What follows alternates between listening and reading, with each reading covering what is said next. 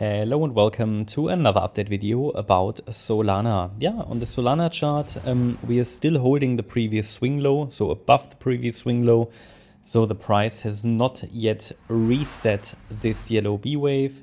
But overall, we are still in the same structure. Nothing has changed really. No support was broken. No resistance was broken.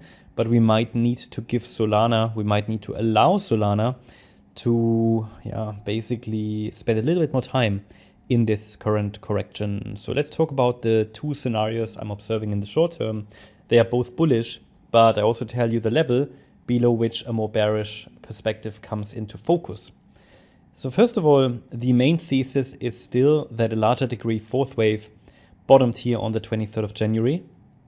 This was when the price hit the $79.40 level, the 23.6 Fibonacci retracement, after a third wave topped end of December. So we had this wave 4, okay, and we could now be in wave 5 to the upside. And this is, however, not, I'm leaning towards that. It has turned from a structure that looked impulsive into a bit of a mess. So we have overlapping price action. It's still a decent structure. I mean, it's just that we have pullbacks where ideally in an impulse we wouldn't see them. So I have to say that this move up is not an impulse in what could be wave 5 that should reach $190 plus. Yeah, it's not an impulse. So therefore we have to consider that, okay, it could be something different, like a diagonal pattern, which is the yellow count here, or just an ABC structure. But let me take you first through the diagonal pattern as highlighted in yellow there. And this structure is a 5-wave move. It's just not impulsive, which means it's much more difficult to trade and it might change its subwave structure much more easily. And it doesn't respect the Fibonacci levels so well. So diagonals are always difficult. Also in terms of probabilities, because diagonals tend to look like corrective patterns. So they don't allow you to have a very strong leaning. They don't allow you to trust them really. And we always have to consider that, well, it could be a correction as well.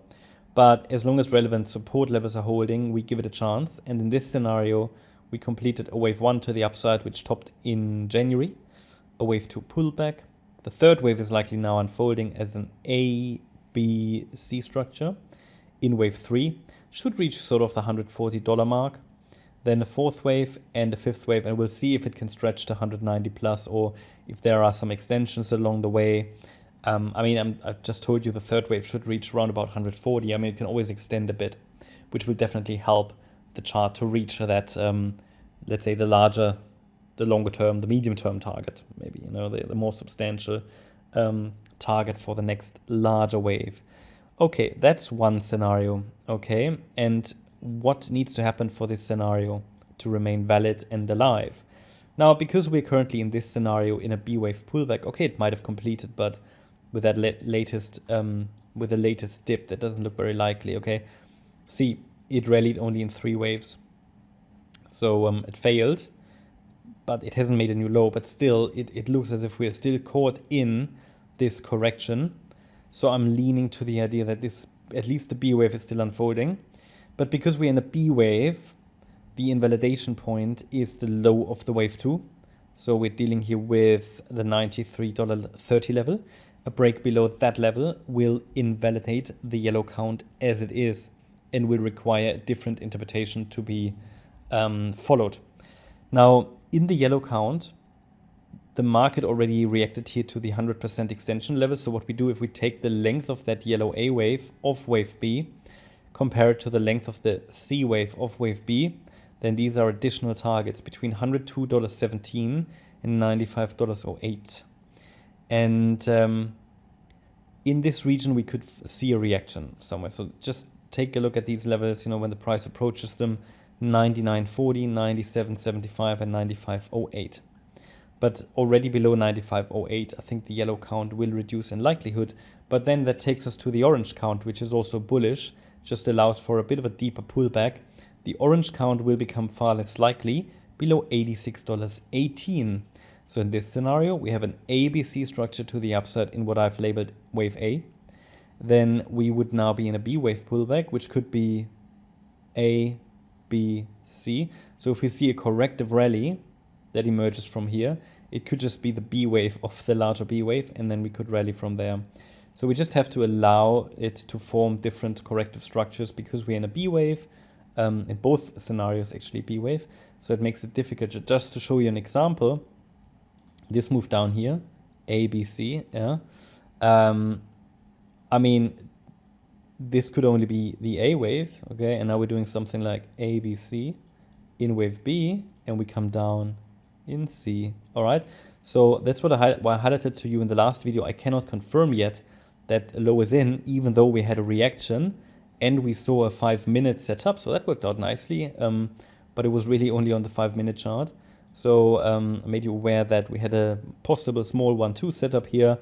And yeah, it rallied nicely, but it obviously did not turn into a larger impulse. So what happened is it basically, I think, failed probably at the 100% extension.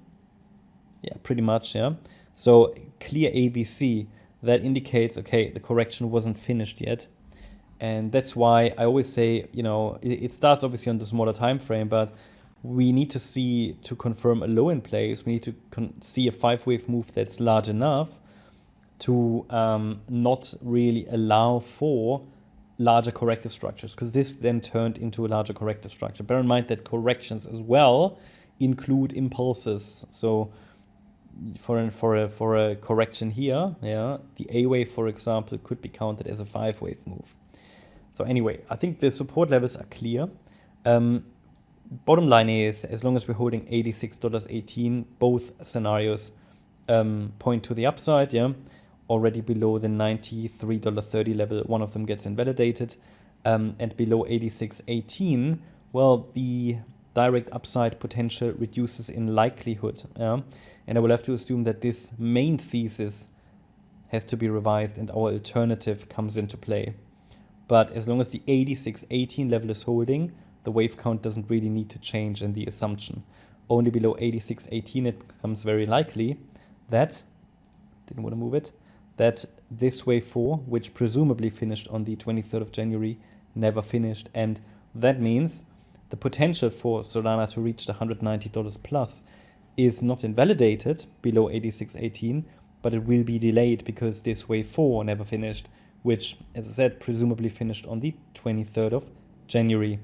That's my update about Solana. Hope you liked the update. If you did, please hit the like button, leave a comment, and subscribe. And if you really like the content, then please check out the channel membership. Also, make sure that you follow us on Instagram and Twitter for additional content. Thanks a lot for watching. Bye-bye.